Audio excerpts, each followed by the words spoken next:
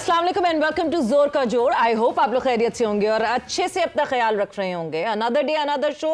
आई hope आपका weekend अच्छा गुजरा होगा and if you are a follower of team Pakistan so definitely अच्छा ही गुजरा होगा बिकॉज अनोखी है हमारी टीम। T20 की सीरीज जो है वो 2-0 से हार जाती है मगर फिर ODI में लगातार जीत के बाद एंड साउथ अफ्रीका में वो पहली टीम बन जाती है जो ODI में साउथ अफ्रीका को साउथ अफ्रीका में ही हराती है। सो यस, अनोखी हमारी टीम, अनोखे उसके जलवे और अदाएं। मगर बात करेंगे इस सीरीज के हवाले से हमने क्या पाया और क्या है जिसको बेहतर करना है चैंपियंस ट्रॉफी के लिए। साथ ही साथ चैंपियंस ट्रॉफी की बात कर रहे हैं तो जश्न शुरू हो चुका है चैंपियंस ट्रॉफी की आमद का। स्केड्यूल का शिद्दत से इंतजार है मगर बिट्स एंड पीसेज में चीजें जरूर पता चल गई हैं, उसके हवाले से भी डिस्कशन होगी।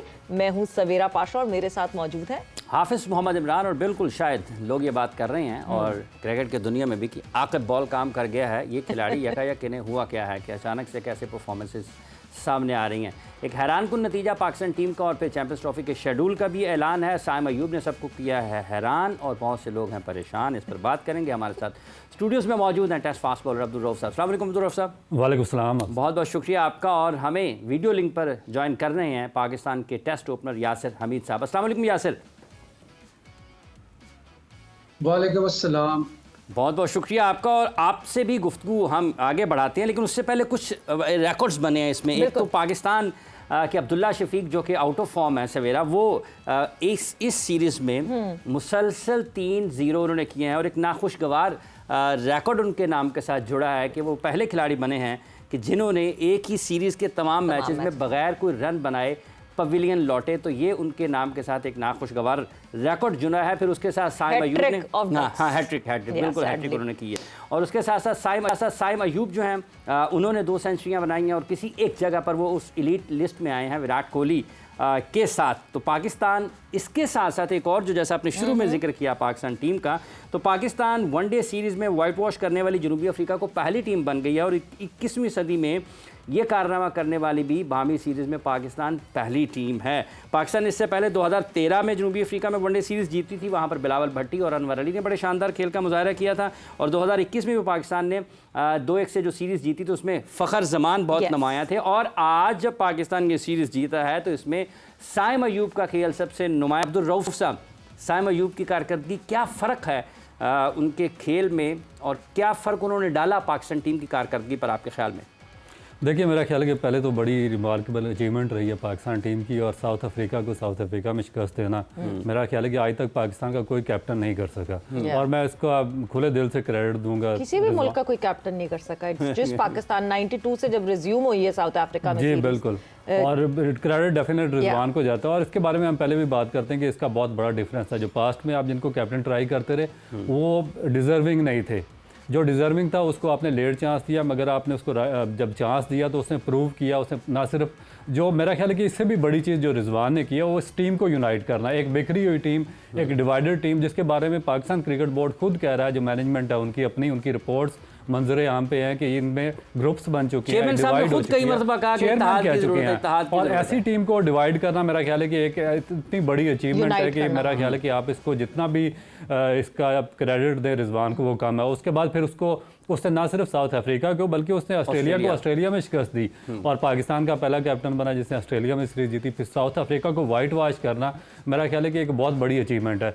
जहाँ तक साइम अयूब का ताल्लुक है तो साइम अयूब का डिफरेंस ये है कि पाकिस्तान में जो पास्ट प्लेयर्स हैं वो पाकिस्तान की जो सब कॉन्टिनेंट की पिचेस हैं, जिस तरह दुबई ने हमारे जो मैं कहता हूँ कि एक तो हमारी क्रिकेट को ऊपर भी बहुत लेकर गया मगर उसने बहुत ज़्यादा ऐसे आर्टिफिशियल सुपरस्टार्स क्रिएट कर दिए थे जो जिनका लेवल इतना बड़ा नहीं था मगर उनके रिकॉर्ड्स बहुत बड़े बन गए। क्योंकि वहाँ पर एक जो बैट्समैनों के लिए पैराडाइज पिचेस थी, बॉलर्स के लिए वहाँ पर कोई चीज़ भी मौजूद नहीं थी और फॉरेनर टीमें वहाँ पर आके गर्म एटमॉस्फेयर में खेलती थी और उसके बाद हमारे जो प्लेयर्स हैं वो रिकॉर्ड पे रिकॉर्ड बनाते गए।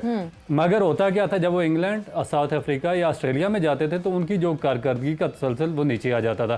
साइम अयूब डिफरेंट इसलिए कि उसने ऑस्ट्रेलिया और साउथ अफ्रीका में आउटस्टैंडिंग परफॉर्म किया है और पाकिस्तान का पहला यंगस्टर है जिसने जाके जो स्टार्क जैसे वर्ल्ड क्लास बॉलर हैं, रबाडा जैसे, जॉनसन जैसे और उसके बाद हैजलवुड जैसे बॉलर्स हैं, उनको ना सिर्फ टैकल किया बल्कि उनके खिलाफ सेंचुरी स्कोर की। तो ये मेरा ख्याल है कि इस वजह से जो आपको नज़र आ रहा है कि क्रिकेटिंग वर्ल्ड में उसको बहुत ज़्यादा ऊपर रेट किया जा रहा है, उसकी बेसिक वजह भी यही है कि उसने क्वालिटी बॉलिंग के खिलाफ सीमिंग और बाउंसी पिचेस पर उसने बड़ी बड़ी इनिंग्स खेली हैं। तो मेरा ख्याल है कि पाकिस्तान का बहुत बड़ा फ्यूचर उसमें नज़र आ रहा है मुझे। बिल्कुल फ्यूचर नजर आ रहा है, एंड आई होप वो उस फ्यूचर को उसी तरह पुट अप कर सकें जिस तरह उनकी फ्लाइट ने टेक ऑफ किया। Yasir, an opener to an opener, Saim की अगर मैं बात करती हूँ, बड़ा हमने रीसेंट पास्ट में क्रिटिसिज्म ये देखा कि प्लेयर्स नहीं हैं, हमारे डोमेस्टिक में प्लेयर्स बन नहीं रहे, प्लेयर्स आते नहीं हैं। साइम ने मेजर टाइम जो है वो क्लब क्रिकेट खेली है, डोमेस्टिक में फिर थोड़ा सा फीचर हुए पाकिस्तान की।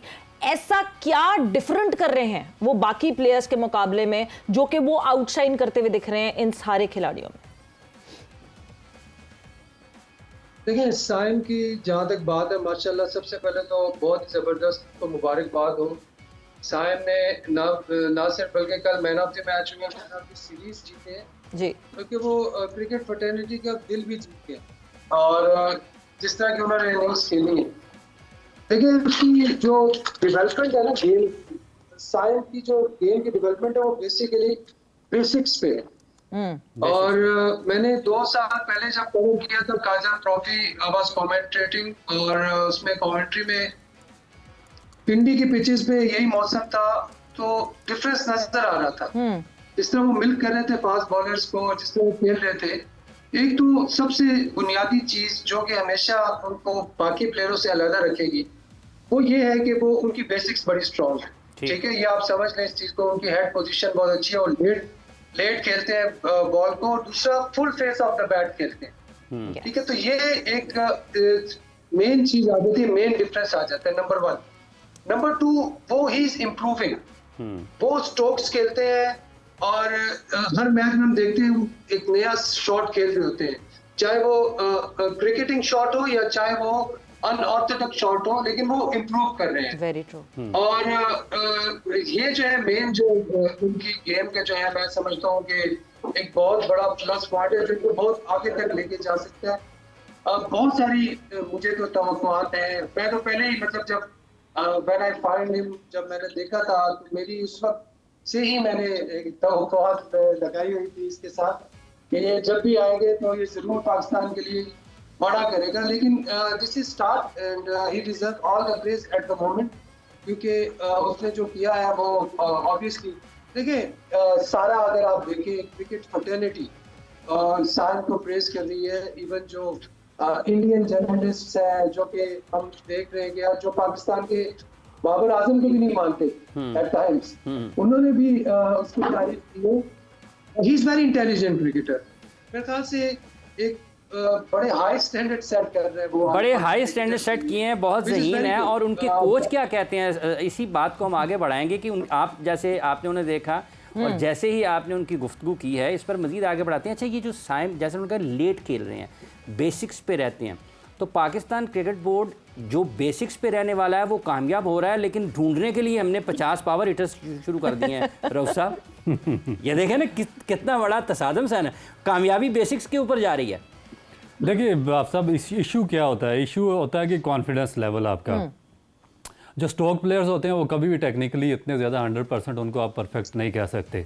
वो एक फ़्लो में चलते हैं, जैसे ही उनका फ़्लो बना होता है उस फ्लो में होते हैं तो वो इतने बड़े रन्स कर देते हैं कि आप सोच भी नहीं सकते, और वो हर चीज़ को रॉन्ग साबित कर देते हैं। मगर थोड़ा सा जब बैट पे जाता है तो उसमें उनके लिए निकलना मुश्किल हो जाता है। बेसिकली जो साइम अयूब है स्ट्रोक प्लेयर है, नेचुरल स्ट्रोक प्लेयर है, और उसको फ्लो बना हुआ, फ्लो उसका बना है उसके कॉन्फिडेंस की वजह से। अभी तक उसको रोकने पे नहीं जाना पड़ रहा। ठीक है, अभी ये आस्ता आस्ता टेस्ट आएंगे, क्योंकि बैट्समैन जो जब भी आता है नया, उसकी लाइफ में या उसकी बैटिंग में डिफरेंट फेजेस आते हैं। ठीक है, जब उस चीज़ एक नेचुरल फ्लो से निकल के जब उसने थोड़ा सा अपने आप को डिस्ट्रीब्यूट करना होता है मुख्तलिफ उसमें सिस्टम्स में, तो फिर उसके बाद उसके असल एबिलिटी का पता चलता है कि वेदर को उसमें कामयाब होता है या नहीं होता। तो ये तो अभी थोड़ा सा टाइम। दूसरी आपने जहाँ तक बात की है कि पावर हिटर्स बेसिकली जो मेरे लिए सबसे सरप्राइजिंग चीज़ वो ये है कि देखिए अब्दुल्ला शफीक टेक्निकली सबसे बेस्ट बैट्समैन इस वक्त आपकी पाकिस्तान की टीम में, मगर एक शेल में है और उस शेल से बाहर निकले में वो नाकाम रहा है। वजह क्या? आपका कोचिंग स्टाफ है, जिसमें काफ़ी अरसे से मैं बात कर रहा था कि भाई आप रऊफ, कता कलामी की माफ़ी, टेक्निकली स्ट्रॉन्ग मगर कोई टेक्निकल इशू ही तो है जिस वजह से वो मुसलसल आउट हो रहे हैं। देखिए यही अपनी ऑफ स्टंप का ख्याल रखना तो मुझे लगता है पहली बेसिक होती है शायद। 100% ये चीज़ देखें। ये टेक्निकल मैंने इसलिए उसको सॉलिड कहा है कि बाज़ प्लेयर ऐसे होते हैं जिनमें टेक्निकल फॉल्ट्स मादर 1 या 2 फॉल्ट्स होते हैं जिनको ठीक करना होता है। बाज़ प्लेयर्स ऐसे होते हैं जिनमें कोई 50% टेक्निकल फॉल्ट्स होते हैं। अब्दुल्ला शफीक ऐसा प्लेयर है कि जिसमें 1 या 2 फॉल्ट्स टेक्निकली, बाकी वो 95% आप उसको माइनर एडजस्टमेंट की जरूरत है। माइनर एडजस्टमेंट आपके देखें कोई 6 साल आपके इतने बड़े बड़े जो बैट्समैन हैं पाकिस्तान के, उन्होंने उसके साथ काम किया तो उसको उस शेल से वो बाहर नहीं निकाल सके। अभी उसको उस पे वर्ज पे लाके छोड़ दिया कि वो पाकिस्तान टीम से ड्रॉप होने जा रहा है चैंपियन ट्रॉफी के लिए। बिल्कुल। तो इसमें आपका कोचिंग स्टाफ मुझे बताएंगे, जो आपके हाई परफॉर्मेंस सेंटर में आपने कोचेस बिठाए हुए थे पाकिस्तान के टेस्ट प्लेयर्स, बगैर एजुकेशन के आपने वहाँ पे बिठाए हुए थे, सिर्फ अपनी टेस्ट उस पे मैचेस की बुनियाद पे उनका स्टांस किया, जिन्होंने 5-6 साल उसके साथ गुजारे। फिर जो बाकी बचे, जिस तरह हैदर अली आया था, मोहम्मद आरिस आए हैं जिनमें काफ़ी ज़्यादा फ्लास थे, ना तो 50% टेक्निकल फॉल्ट्स वाले आपसे दुरुस्त हो सके, ना आपसे 95 वाला दुरुस्त हो सके। और आपने उल्टा क्या किया, जो आपने बात किया कि आपने पावर रेटिंग के लिए अब्दुल रज़ाक को हायर कर दिया। ये वही बात है कि आप वेव रिचर्ड को वेस्ट इंडीज टीम में डाल दें कि भाई ये तो छक्के मारता था तो ये पूरी वेस्ट इंडीज को छक्के मारने पे लगा देगा, या माइकल होल्डिंग को लगा दें बॉलिंग को कि ये आज वेस्ट इंडीज में क्योंकि बॉलर्स की काल पड़ी हुई है। अब वहाँ पे देखें जिन लोगों ने दुनिया में राज किया था, Michael Holding, Andy Roberts, Marshall fourth हो चुके हैं, कर्टनी अमरोज, कोर्टनी वाश, ये 6 बंदे दुनिया के टॉप जो टेरराइज फास्ट बॉलर थे, जिन्होंने पूरी दुनिया को अपने इसमें गर्दा हैरत में डाल दिया था इस सनसनी में। वो एक सिंगल बॉलर उस कंट्री से प्रोवाइड नहीं कर सके। अच्छा, वो एक सिंगल बॉलर नहीं निकाल सके। अब्दुल्ला शफीक का यासिर क्या मसला आपको लगता है? जैसे अभी अब्दुल रऊफ साहब बता रहे हैं कि काफ़ी मसला उनका अगर कुछ है तो वो पाकिस्तान का कोचिंग स्टाफ क्या कर रहा है। आप 7 बैसियत ओपनिंग बैटर, आपको क्या लग रहा है? जैसे आपने साइम को देखा, अब्दुल्ला के मामले में आपकी क्या राय है? देखिए, अब्दुल्ला मेरे ख्याल से प्रेशर में है और कुछ नहीं है। एक ही बॉल बेचारा जाता है, उस पर आउट हो जाता है। सबसे पहले तो उसको अपना माइंड सेट चेंज करना होगा ना, अपने आप को खुद ही निकालना है उसको। देखिए, जब प्लेयर की डेवलपमेंट होती है, जब सीखता है तो वो स्टार्ट से, जब अगर आप देखें अंडर 16 से, तो गलतियां होती हैं, बार बार होती है, तो उसको किस तरह ओवरकम करते हैं, ये बेसिक्स है ना। हर बंदा गलती करता है, शुरू में हमने भी, सारे प्लेयर इससे भी कितनी दफा गलतियां हुई होंगी, लेकिन उस गलती से इंसान सबसे बड़ा अपना उस्ताद खुद है। जो मैं मानता हूँ रोज जो बात कर रहे हैं, कोचिंग स्टाफ सारा कुछ होता है, लेकिन जो बड़ी क्रिकेट है इसमें कोचेज आपको टेक्निकल चीज नहीं बताते। ठीक है, टेक्निकल चीज बड़ी क्रिकेट में क्या, आपका पॉइंट ऑफ कॉन्टेक्ट क्या होना चाहिए, आपका सर कहाँ होना चाहिए। अब स्टीव स्मिथ का बल्ला आता है वो पॉइंट से, लेकिन वो आगे जब पॉइंट ऑफ कॉन्टेक्ट होता है, उसका point of contact Steve Smith, Babar Azam, Virat Kohli, इन सबका एक ही जगह पे, तभी इनके रन्स हो रहे हैं। तो कहने का मकसद ये कि अब्दुल्ला शफीक वो एक बॉल है जिस पे आउट हो है, वो फाइट करके जाएगा, यार मैंने इस बॉल को टैकल करना है, दैट्स इट, मुझे और बैटिंग आती ही नहीं है, जिस बॉल पे मैं आउट हो रहा है मैंने उसको ठीक करना है। तो बाकी चीजें अगर और किसी गलती पे आउट होता है तो इट मींस कि कुछ ज्यादा बड़ा फॉल्ट है। Yasir as a batter, Yasir एक और चीज मैं इस पे एडअप करना चाहती हूँ कि आप उसको और इलैबोरेट कर दें उस जवाब को। एज अ बैटर आप जब रेगुलरिटी में अपने डिसमिसल्स देखते हैं, रेगुलर डिसमिसल्स देखते रहते हैं, क्या एज अ बैटर आप पिक नहीं कर पा रहे होते कि क्या फ्लॉ है, और उस पिक पे कॉन्शियस होता है एक बैटर खुद, या उसको जरूर कोई कोच हो या कोई और हो जो बताए? देखिए, अब अगर अब्दुल्ला शफीक के आप डिसमिसल्स देखें, मैंने अभी सिर्फ जस्ट सीन हिम टुडे, यकीन करें मैंने इसका डिसमिसल देखा ही नहीं है मैच में किस तरह आउट हुआ है, बट ये 34 स्टंप पे आउट हो रहे हैं। पहले मैच में 34 स्टंप पे आउट हुआ है, दूसरे मैच में 34 स्टंप पे आउट हुआ है, तीसरे मैच में भी 34 स्टंप पे आउट हुआ है। अब ये यहाँ पे इसने इस चीज को भूल गया कि यार मैं इस तरह आउट हुआ हूँ। देखिए, कभी आपको भूलना नहीं है एज ए बैट्समैन, जो जिस तरह आप आउट हुए, आप नेक्स्ट इनिंग में वो सोच के जाएंगे मैं पिछले मैच में इस तरह आउट हुआ था, मैंने इस तरह आउट नहीं होना। अगर आप वो चीज नहीं करेंगे तो आप तो फंसे रहेंगे। और इंटरनेशनल क्रिकेट में तो बहुत जल्दी रीड कर लेते हैं, पता होता है कि यार इसको इधर ही खिलाना है, इसने अपनी गलती पे वर्कआउट नहीं किया, अब नजर आ रहा है 3 दफा उसने अपनी गलती पे वर्कआउट नहीं किया और 3 दफा एक ही जगह पे आउट हुआ है। तो आई थिंक देखिए सवेरा बड़ी क्रिकेट में ना बड़ा प्लेयर वही बनता है जो खुद अपने साथ काम करता है, बिल्कुल इस चीज से अपने आप को ये खुद निकालेगा। और बिल्कुल ये दिस इज द पॉइंट कि जो कोचेज हैं वो क्यों वहां पे बैठे हैं, वो बताएं, उनके साथ बात करें। कि थोड़ी सी छोटा सा एक लॉक होता है, साइकोलॉजिकल लॉक। मैं एक दफा आपको मिसाल देता हूँ जी। मैं 100 नहीं कर रहा था, 50 कर रहा था।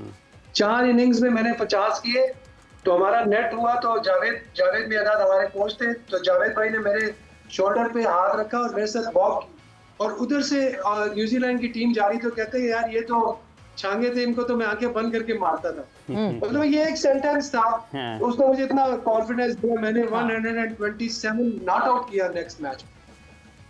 तो ये चीज इस किस्म की बातचीत की और गुफ्तगू की भी ज़रूरत है जो किसी भी खिलाड़ी को मुश्किल से निकलने में मदद देती है। इस पे मज़ीद बात करते हैं क्योंकि अभी कामरान गुलाम की कारकर्दगी है, हारिस रऊफ की कारकर्दगी है, सलमान अली आगा की कारकर्दगी है, लेकिन साथ ही साथ आईसीसी की कारकर्दगी भी है कि अभी तक वो चैंपियंस ट्रॉफी का शेड्यूल ऐलान नहीं कर पाए। ये बता दिया है कि पाकिस्तान में होनी है। फैसलाबाद ईसीबी ने अपना स्क्वाड ऐलान कर दिया है। इंग्लिश क्रिकेट बोर्ड की तरफ से स्क्वाड आ गया, वो कहते हैं करना है करो, हम तो अपने स्क्वाड और वेन्यू बताओ या नहीं बताओ, कहां कौन से मैचेस होंगे, हम अपना स्क्वाड जरूर अनाउंस कर देंगे। स्क्वाड का ऐलान होना शुरू हो गया है, लेकिन अभी तक शेड्यूल नहीं आया है। फैसलाबाद के लोग क्या कहते हैं चैंपियंस ट्रॉफी पाकिस्तान में होने पर, आइए सुनते हैं। ये तो क्रिकेट के दीवानों की ईद हो गई है ना, क्योंकि पाकिस्तान में जो चैंपियन ट्रॉफी है वो आ गई है और मुझे तो खुद बहुत क्रेज है ये क्रिकेट देखने का। तो पाकिस्तान में एक रंग जमेगा क्रिकेट चैंपियन ट्रॉफी आने से, बड़े बड़े प्लेयर्स को देखने का मौका मिलेगा। We are very excited. हमें वो चीज़ लाइव देखने को यहाँ पे मिलेगी तो हमें बहुत खुशी होगी। मैं कहना चाहती हूँ कि पाकिस्तान में ट्रॉफी आ रही है, चैंपियन ट्रॉफी, तो हम बहुत एक्साइटेड हैं, हमारे पाकिस्तान का नाम रोशन होगा।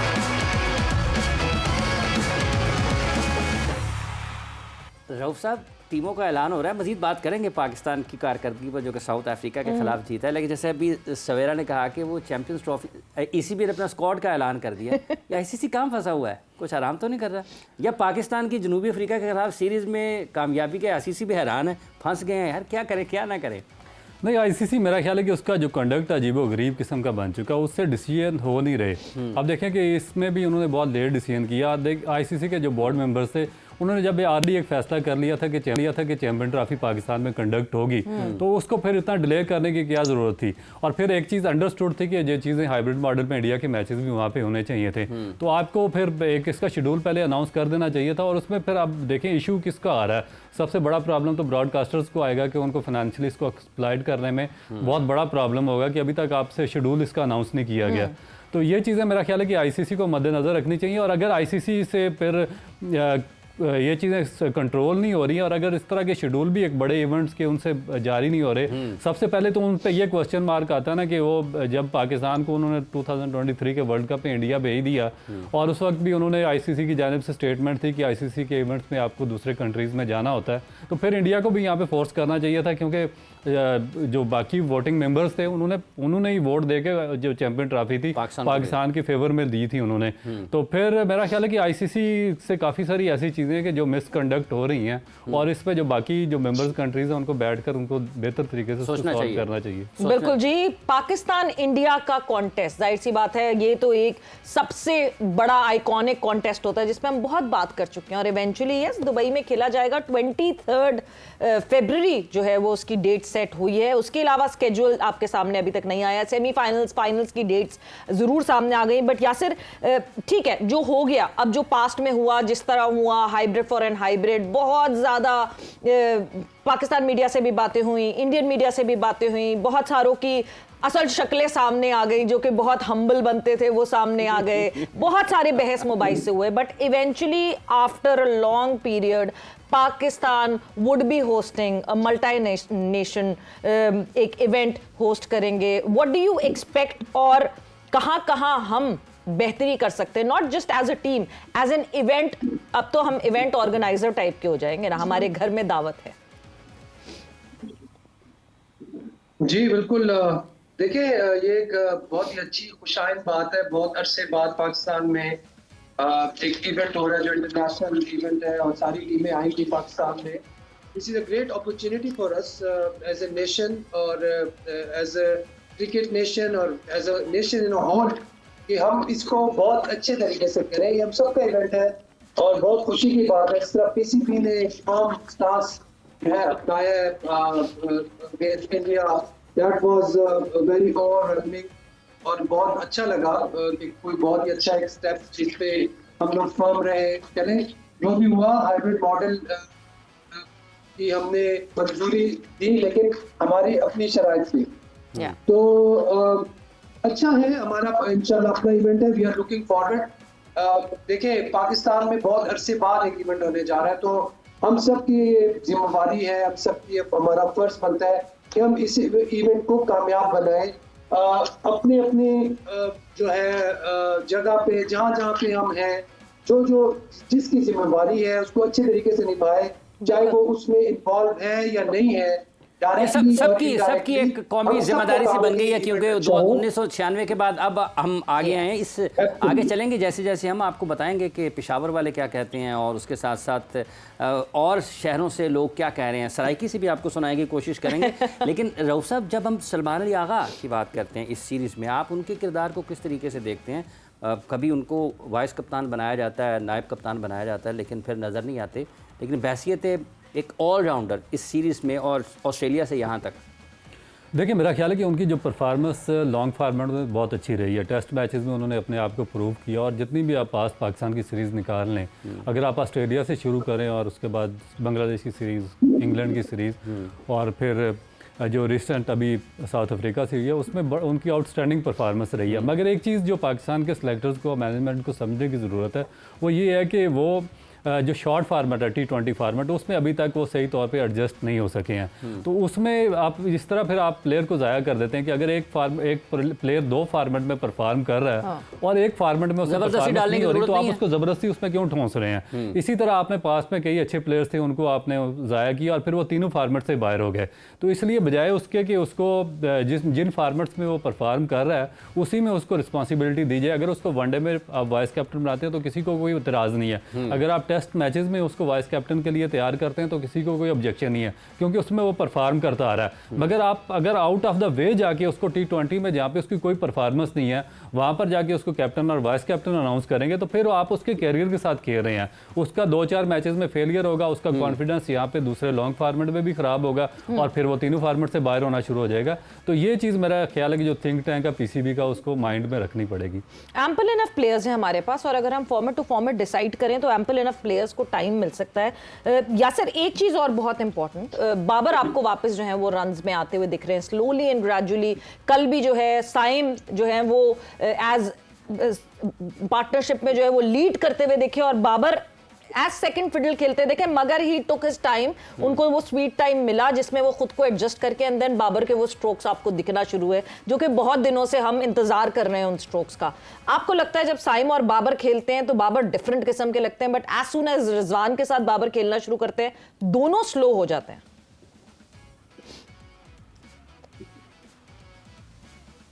देखिए, बाबर जो है ना अपने पैच से निकल रहे हैं, बहुत अच्छा लग रहा है उनको देख के। ही इज फाइटिंग बैक और दिस इज ओनली वे कि वो अपनी फॉर्म अच्छी कर सकते हैं। साइम के साथ खेल के उनको बहुत फायदा होगा।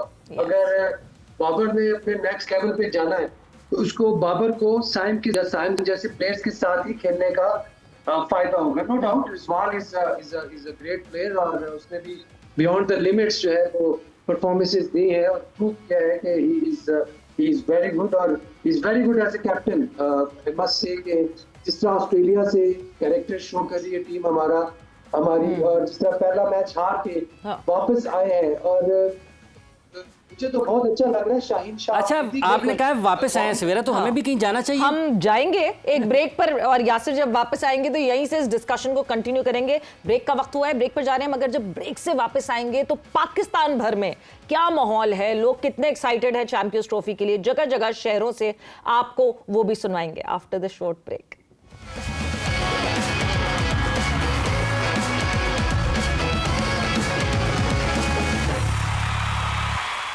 And and welcome back to जोर का जोर। डिस्कशन हमारी हो रही है चैंपियंस ट्रॉफी के हवाले से भी, and then South Africa versus Pakistan, the series that Pakistan has won, the first team ever to beat South Africa, to clean sweep South Africa in South Africa. और ब्रेक पे जाने से पहले हम बाबर के हवाले से, यासिर से हमारी डिस्कशन हो रही थी।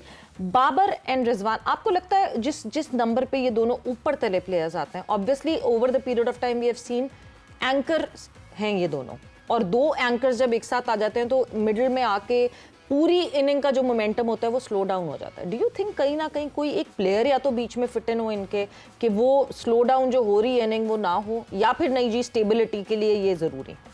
देखो मेरा ख्याल है कि तीनों फॉर्मेट में इनको प्रॉब्लम आएगा जी, क्योंकि एक फॉर्मेट के लिए तो ठीक है वनडे में, क्योंकि वहाँ पे आपके लिए थोड़ा सा जो इजी होता है, एक्सेस होती है, आप उसको लिंगर ऑन कर सकते हैं, क्योंकि आपने 50 ओवर खेलने होते हैं और 50 ओवर में अगर थोड़ी सी आपकी एवरेज नीचे भी चली जाए तो कोई एक आके उसको एडजस्ट कर देता है। मगर प्रॉब्लम आपको आता है T20 क्रिकेट में, क्योंकि T20 क्रिकेट में जब आप एक दफ़ा 4 या 5 ओवर्स आप स्लो डाउन कर दें 4 या 5 की एवरेज के साथ, तो फिर जो मिडिल ऑर्डर्स आपके आते हैं उनके लिए उसको मैच करना बड़ा मुश्किल हो जाता है। क्योंकि आपको देखिए, अगर आपने 6 ओवर्स में 36 रन किए हैं या 40 रन किए हैं, तो फिर अगले 6 ओवर्स में आपको कम से कम 10 की एवरेज से 60 रन करेंगे तो फिर जाके 100 रन होगा, और फिर अगले उसके बाद जो आखिरी 8 ओवर्स होंगे उनमें फिर 10 की एवरेज से करेंगे तो 180 तक आप पहुंचेंगे। और आजकल आप देखेंगे जो मॉडर्न डे क्रिकेट है उसमें 180 प्लस रन होंगे तो आप T20 मैच जीतेंगे। तो यहाँ से प्रॉब्लम आ जाता है कि जब ये 6 ओवर्स में आपका स्कोर 40 से नीचे होता है तो फिर आपका एक जब नया बैट्समैन आता है उसको फिर अगले 6 ओवर्स में 11-12 की एवरेज से खेलना पड़ता है, तो वहाँ पे डिजास्टर शुरू हो जाता है कि आपकी विकेटें भी गिर जाती हैं, इकोनॉमी भी आपकी नीचे आ जाती है और पाकिस्तान मैच हार जाता है। यानी दूसरे ओडीआई में तो देखे ना, कामरान गुलाम ने उसको वो जो पूरा सारा सिलसिला था उसको अचीव कर उसको चेंज कर दिया ना, मगर हर दफा कामरान भी ऐसे नहीं कर सकेंगे। कामरान तो खुद पे हैरान होंगे कि मैंने कितना तेज खेल लिया। तो इसी तरह साइम अयूब है, जब आपके साथ साइम अयूब खेल रहा होगा तो वो आपकी जो इकोनॉमी रेट है उसको बैलेंस करके रखेगा। मगर फिर जब एक ही टाइप के साइम अयूब का आपने जिक्र किया है, तो साइम अयूब की खासी खबरें हैं, खासी बातें हैं, उनके कोच क्या कहते हैं उनकी कामयाबी पर, ये भी ज़रा जानते हैं, सुनते हैं, क्योंकि लोग आजकल उनको बहुत पसंद। अयूब साहब क्या कहते हैं जी उनके कोच उनकी हालिया कामयाबियों पर? पाकिस्तान ने जनूबी अफ्रीका के खिलाफ तारीखी कामयाबी हासिल की और उस कामयाबी में कलीदी किरदार अदा किया पाकिस्तान के ओपनर साइम अयूब ने, जिन्होंने 3 मैचेस के अंदर 2 सेंचुरी स्कोर की। उनके कोच हमारे साथ मौजूद है जिन्होंने उनको अर्ली टाइम से कोचिंग की। सबसे पहले तो मुझे ये बताएं कयूम भाई, कितनी ज़्यादा खुशी है कि आपके एक स्टूडेंट ने इतना नाम किया है और क्या समझते हैं सक्सेस की वजह? अस्सलाम वालेकुम। पहले तो बहुत ज़्यादा खुशी है कि एक बंदा एक नॉर्मल लेवल से निकल के एक एलीट लेवल के ऊपर चला गया। पाकिस्तान टीम को ना सिर्फ उसने रिप्रेजेंट किया बल्कि उसने पूरी दुनिया में एक तहलका मचा दिया। दुनिया क्रिकेट के अंदर हर बंदा उससे इंस्पायर है और वो भी अब लोग जो ना साइम अयूब बनना चाहते हैं। हालांकि उन्होंने अपने करियर के अंदर किसी को अडॉप्ट नहीं किया, वो खुद एक ब्रांड बन गए। हमारे साथ मौजूद थे, साइम के कोच रहे हैं काफ़ी हद तक और अभी भी उनको ट्रेनिंग करवाते हैं। इनका कहना है कि बहुत अच्छा मेहनत करते रहे और काफ़ी टाइम अपने ऊपर, और एटीट्यूड क्रिकेट की टुवर्ड्स बहुत ज़्यादा अच्छा है जिसकी वजह से उनको कामयाबी मिली और आने वाले वक्त में पाकिस्तान के लिए मज़ीद फतवाहत भी ज़रूर समेटेंगे। जी, तो ये साइम अयूब के कोच थे और अर्ली डेज में वो कहते हैं ना कि जो गुट्टी में डाल दें तो उस तरह ही प्लेयर उसी तरह खेलता है और उसी तरह जो है वो आगे अपने आप को एग्जीक्यूट कर सकता है। या सिर्फ कमिंग टूवर्ड्स यू, ऑब्वियसली हमने साइम की बड़ी डिटेल में आपसे बात की है, बट एक चीज मैं और आपसे जरूर जानना चाहूंगी, how important it is Saim की ग्रोथ के लिए, बिकॉज वो पाकिस्तान को टेस्ट फॉर्मेट में भी रिप्रेजेंट कर रहे हैं। रेगुलरिटी में टेस्ट का हिस्सा बने रहना कितना ज्यादा इंपॉर्टेंट होगा साइम को बाकी और फॉर्मेट्स में फ्लरिश करने के लिए? I think it will give more confidence to Saim जब वो टेस्ट में 100 करेंगे, लंबा खेलेंगे। देखिए, प्रेशर ऑब्जर्व करना आएगा ना साइम को, जितना ये इनका करियर जो है लंबा जाएगा। शॉट्स तो इनके पास है, ठीक है। शुरू में हमने देखा कि यार वो आते थे 4-5 शॉट्स मारे 20-25 की आउट होकर चले जाते थे, फिर बहुत जल्दी सीखा इन्होंने। मतलब I am very much impressed. एक तो I must give the credit to all the selection committee और जितने भी लोग हैं जिन्होंने अभी तक हैंडल किया इसे, thanks to them as well, कि उन्होंने इसको ड्रॉप नहीं किया। वरना शुरू में थोड़े फेलियर्स भी हुए थे, लेकिन एक प्रॉमिस नजर आ जाता है ना प्लेयर में, एक प्रॉमिस, एक टैलेंट नजर आ जाता है। तो कुछ मेरे साथ भी इस तरह था कि मैं शुरू में जब ओडीआईज खेला था तो 5-6 ओडीआईज में मैंने भी 15 से ऊपर नहीं किए थे। तो शायद उस वक्त हमारे जो सीनियर्स थे, इंजी भाई थे, राशिद भाई थे, ये सब आमिर सुहेल वगैरह, इन सबको टैलेंट नजर आया होगा तो उन्होंने टेस्ट खिलाया। साथ में ये था कि पीछे परफॉर्मेंसेस भी होती हैं। साइम ने जो 2 साल पहले आजम ट्रॉफी में बहुत अच्छी बैटिंग की, फिर पिछले साल बहुत अच्छी बैटिंग की, फिर साथ ही साथ पीएसएल में बहुत अच्छी बैटिंग की। मतलब अब तो वो हर फ्रेंचाइज की ख्वाहिश है कि साइम उनके पास आए, वो तो पिछले साल भी थी। तो I am seeing a very good future of Saim माशाल्लाह। और उसके साथ बॉलर भी बहुत अच्छे हैं। ठीक है, आप देखें कल जो बॉलिंग की है साइम ने, कोई भी बॉल उसका जगह से नहीं चुका। मतलब आप सुफियान मुकीम को देखें, उस बेचारे के बॉल 5वें ओवर के बाद जगह पे गिरा है, इसका पहले बॉल से जगह पे गिरा है। तो ये नेचुरल होती है कुछ चीजें। वक्त अच्छा चल रहा है साइम का, वक्त अच्छा चल रहा है साइम का, और वक्त अच्छा चल रहा है। और खैबर पख्तूनख्वा वाले क्या कहते हैं चैंपियंस ट्रॉफी के मामले में? ये भी जानना कि पाकिस्तान का एक अहम सूबा है और पाकिस्तान की टीम को अगर आप देखते हैं ना तो सबसे ज़्यादा खिलाड़ी खैबर पख्तूनख्वा से इस वक्त पाकिस्तान टीम का हिस्सा हैं। वो लोग क्या कहते हैं पाकिस्तान में चैंपियंस ट्रॉफी की मेज़बानी के हवाले से?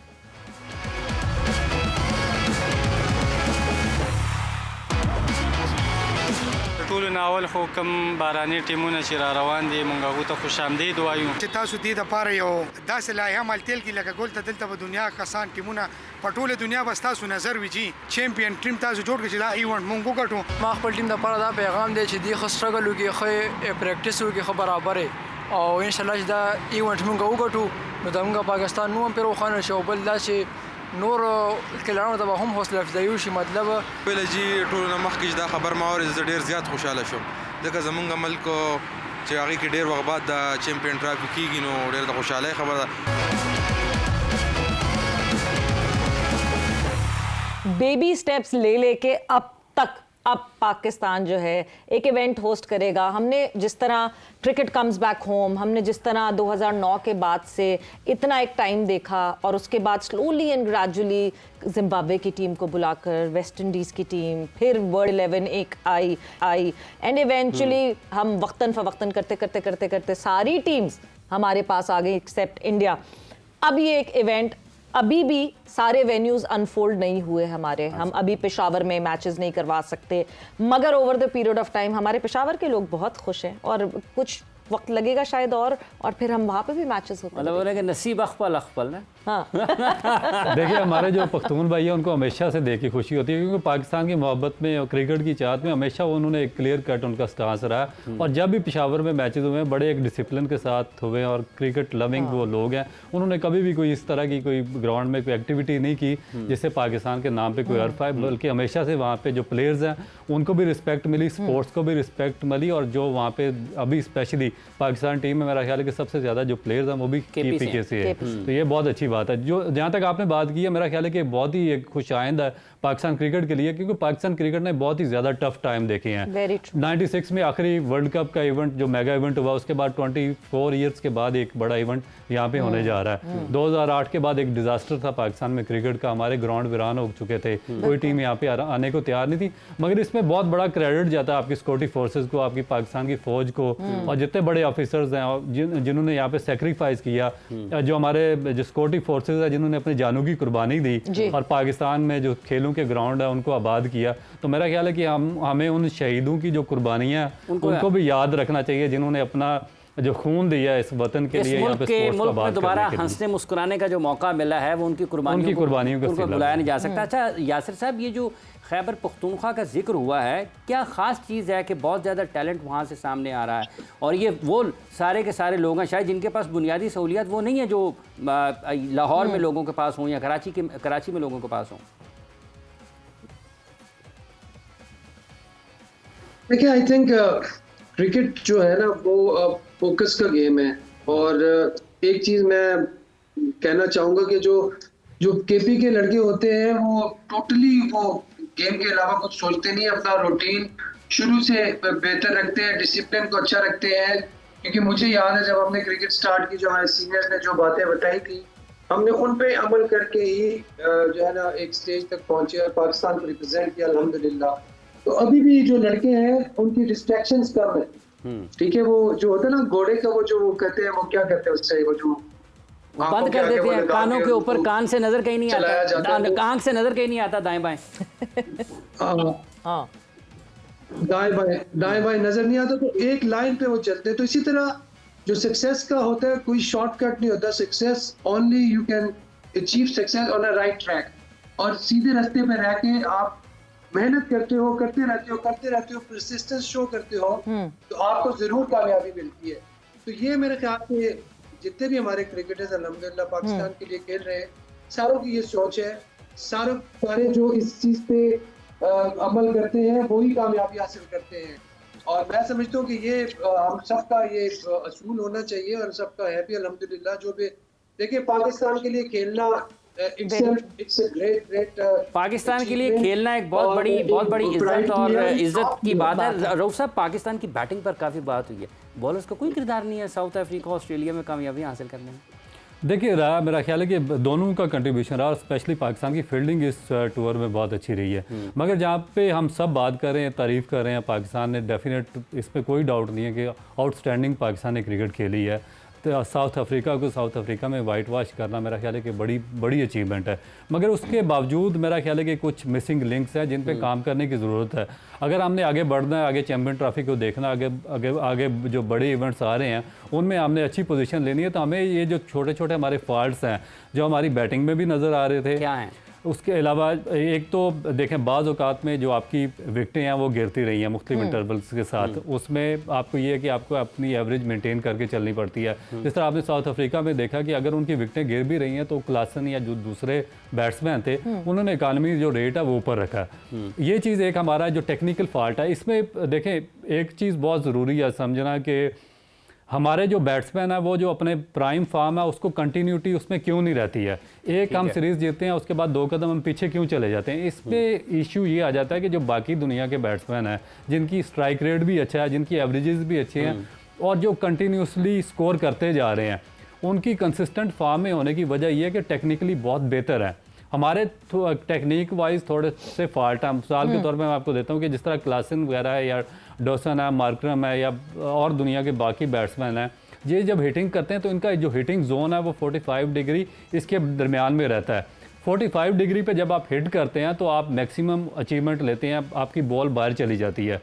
हमारे जो बैट्समैन हैं वो अभी तक इस एंगल को समझ नहीं पाए। ये मैं इस पे बहुत, क्योंकि मेरा है थोड़ा सा बायोमैकेनिक और स्पोर्ट्स साइंसेज के साथ अलग, तो मैं इसको बड़ा क्लोजली वॉच करता हूँ। मगर रऊफ, सबसे बड़ा मसला ये सारी चीज़ें जो साउथ अफ्रीकन बैटर्स की आपने बात की और की, वो सब डोमेस्टिक में ये काम कर आते हैं। वो सब एज क्रिकेट जब खेल रहे होते हैं वो उसी में ये सीख जाते हैं। हमें टीम में जब लड़का पूरा बन चुका होता है, फ्लरिश हो चुका होता है, तब हम उसको ये सिखाते हैं कि इस एरिया में खेलना है या 45 डिग्री में खेलना है, वहाँ फिर बड़ा मुश्किल हो जाता है सेटल होना। बिल्कुल, और अब उसको उस एंगल को आप मेंटेन नहीं कर सकते। आपको पता नहीं होता कि आपका जो सेंटर ऑफ द मैच है उस पे वो किस पोजीशन पे उसको बैलेंस करना है। आपका जो बैट है उसको जो सेंटर ऑफ मैच है उससे कितना दूर लेकर जाना है, उसको आपके जो लिवर्स हैं उसको कितना उसके पास रखना है। जितने आपके जो आपके लिवर्स होंगे वो आपके सेंटर ऑफ मैच के करीब होंगे, उतनी आपकी पावर हिटिंग जोन ज्यादा होगा। और जितना आप 45 डिग्री से मेंटेन, सॉरी मैं बात यहाँ पे काटूंगी बिकॉज मेंटेन करने की बात कर रहे हैं तो खुशी मेंटेन इस वक्त नहीं की जा रही, बिकॉज यस हम चैंपियंस ट्रॉफी अब होस्ट करने लगे। आखिरकार कहीं ना कहीं वो ऊंट किस करवट बैठेगा इवेंचुअली बैठ गया। UAE being the neutral venue, जो कि पाकिस्तान ने प्रपोज किया, जिस तरह आईसीसी की उसमें प्रेस रिलीज में था कि जो होस्ट होगा वो डिसाइड करेगा कि क्या न्यूट्रल वेन्यू होगा। तो यूएई का भी अनाउंसमेंट ऑफिशियली हो चुकी है, आ चुकी है।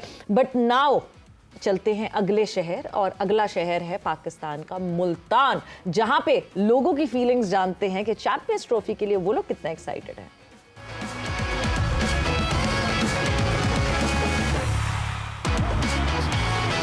बड़ी बड़ी टीम आसे न साउथ अफ्रीका दी, ऑस्ट्रेलिया आसी, बहुत खुशी थी। सारा क्राउड लोग देख से लोग खेलते हुए बहुत खुशी थी। सारे पिंडी स्टेडियम होवे, कजाफी स्टेडियम होवे, कराची स्टेडियम होवे, नवे सिरे तो तैयार किए। वल जो इंडिया ने एक क्रिएट किया कि जी वो ना असी चैंपियंस ट्रॉफी ना थी सकसी, लेकिन चैंपियंस ट्रॉफी थींदी पई है, पाकिस्तान थींदी पई है। इंडिया ने जिथा मर्जी खेलना उसी असां उनके नाल खेलसूं भी सही तो असां को ॾिसेसूं भी सही। असां तो यही चाहते भी इंडिया भी थाई आवे, लेकिन नहीं आई तो कोई गाल नहीं, चैंपियन ट्रॉफी थी सी। साकू बहुत ज़्यादा खुशी है कि भी पाकिस्तान क्रिकेट दोबारा बहाल हो रही है। पाकिस्तान चैंपियंस ट्रॉफी थी नहीं पई है, ये बड़ा वड़ा सारे वास्ते एजाज है। ये सब बहुत खुश हैं कि चैंपियन ट्रॉफी पाकिस्तान छीनी पई है। दोस्त यार नाल वेसू ते बहुत मजा आसी। असां अपनी खुशी में नहीं सू साडे मुल्क के चौंदा भी है ते चंगी गल है। बहुत चंगी गल पाकिस्तान चैंपियन ट्रॉफी थी नहीं बेस सारी चैंपियन टीम आई था हसन बहुत सारा चंगा लगसी।